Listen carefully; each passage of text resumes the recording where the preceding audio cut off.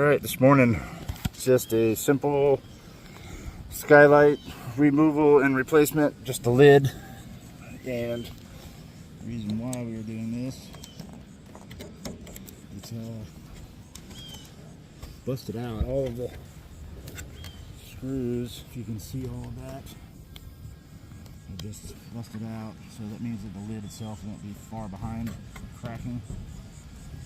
And that. So we'll be installing a new one here.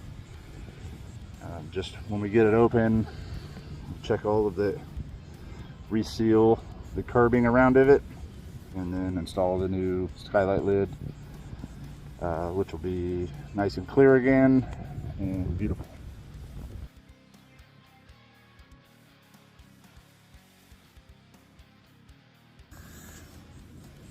When you remove the screws on the lid that you're taking off, always reseal those. We use OSI. Fill the hole in, because you're never going to hit the same exact hole again, and you'll have what you'd think is a small pinhole, but you'll have a steady drip leak inside of here as it rains. So probably common sense, just wanted to put that in here. Always reseal the whole curbing, every hole that was in it with screws, any inconsistencies in the curbing, and then reinstall obviously the new skylight and screw it down.